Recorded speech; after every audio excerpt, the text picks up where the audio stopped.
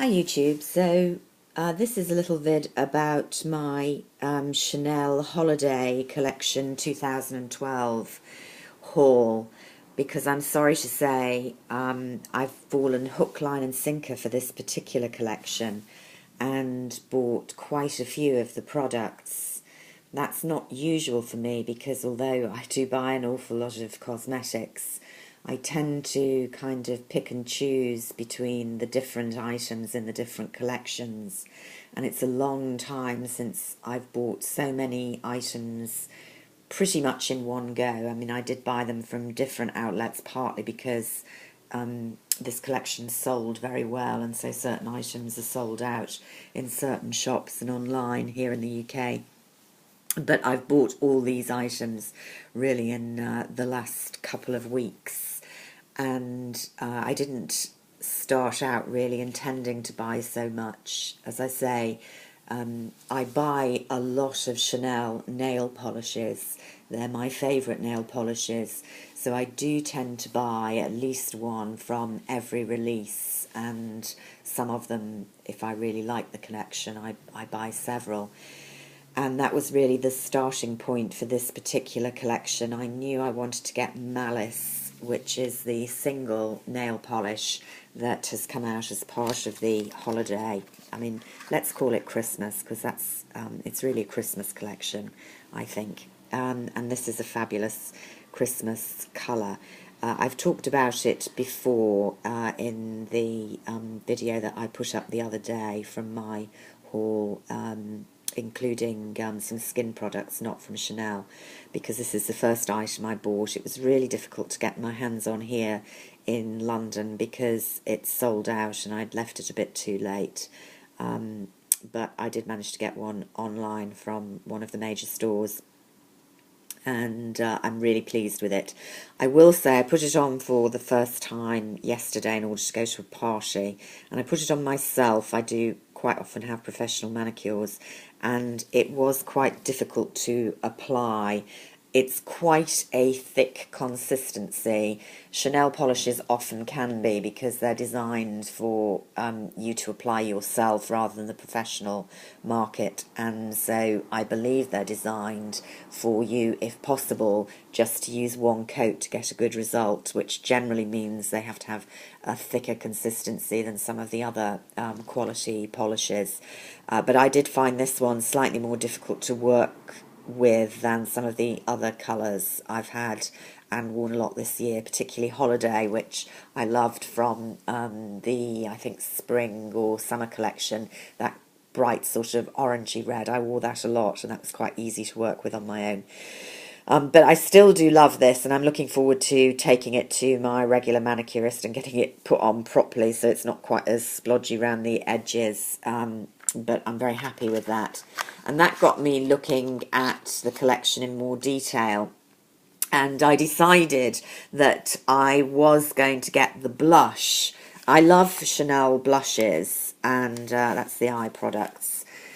I do have a couple of them. I think they make very nice consistency. They handle shimmer very well, much better than most of the other makes, and I like shimmer and glitter quite a lot, but I don't like it to be falling out all over the place.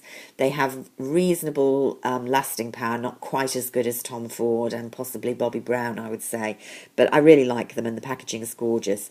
I was initially a bit dubious about this because it's a very, very pale pink, which is incredibly pretty. I mean, it's like fairy dust, to be honest. But I know a lot of people on YouTube were saying it didn't show up very well. I am fair-skinned, but I decided to get it in the end. And I wore it last night for the first time, and I think it does show very well. It's very glittery, and I don't know if you can see from this lighting, it's very, very powdery. So I tend to use a proper blush brush, but I mean, you can use this one. There's quite a lot of powder falling out around the edges of the compact, which is unusual for Chanel. I don't have it with any of the others I have. So it's very, very soft, and I don't know what that means for the staying power and fallout. I mean, to be honest, fallout doesn't matter with this because it's so pale. I really, really like it. And that was the next product I decided to get, but it was in fact sold out at the stand I went to.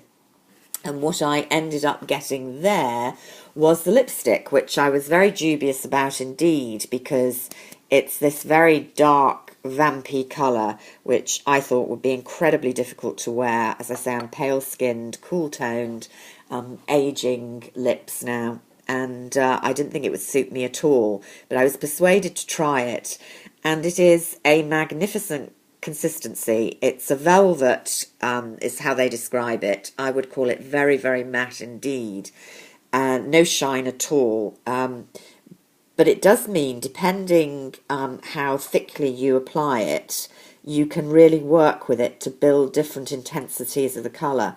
So quite lightly pressing, you get a very nice colour wash effect. Or obviously if you apply it with a lip brush or with a heavier hand, the much darker, vampier colour.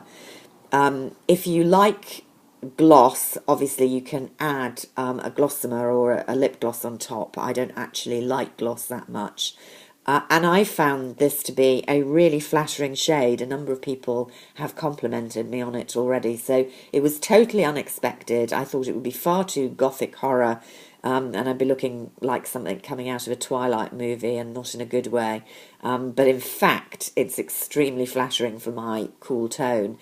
The only thing is, it's a great formulation, and it's not nearly as drying as some mattes, for example, MAC mattes, which I find really quite hard now to wear on my less than full lips. But your lips need to be in reasonable condition. I, am careful to put some lip balm on at the beginning of doing my makeup, which I allow to sink in before I apply my lipstick, and that works for me.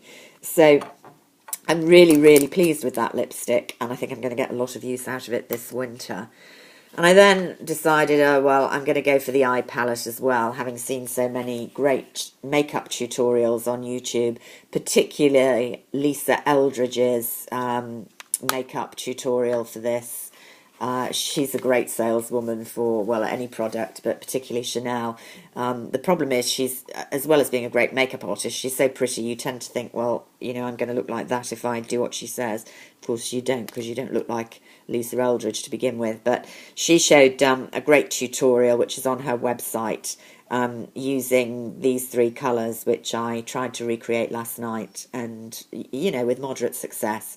They're lovely, creamy formulations and quite wearable colours, all of them. And you might think, well, I don't need any more of these colours, I've got loads, and I have. But it's quite nice to have them all in one palette, and I think I, will use most of them. The gold doesn't quite go in with the scheme, but I quite like that it's not just a boring neutrals palette. These two colours are, slightly more adventurous to wear for an evening look. So the palette was pretty hard to get hold of. It's sold out in a lot of places, but not all of them. And I'm pretty pleased with that.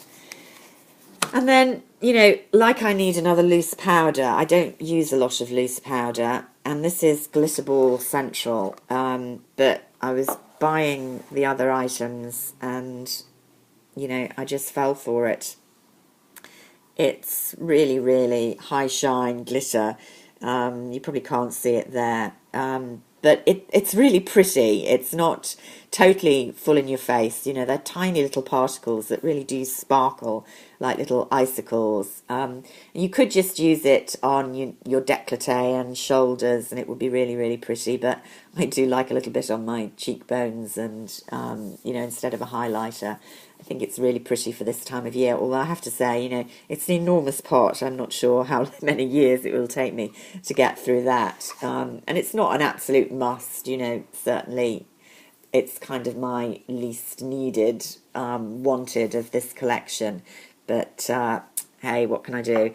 And I also picked up, this is not part of the holiday connection, but they've brought out a lot of reds in interesting tones at the moment, and I really like this is Cormandel 473. There's also a lipstick in this, which I wish I hadn't bought Lady Danger, which is a kind of similar colour, I think, from MAC.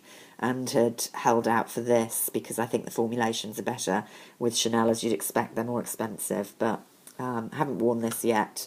I think it's a classic that I will hopefully wear again and again. So I think this is an outstanding collection from Chanel with lots of really desirable items, really wearable items.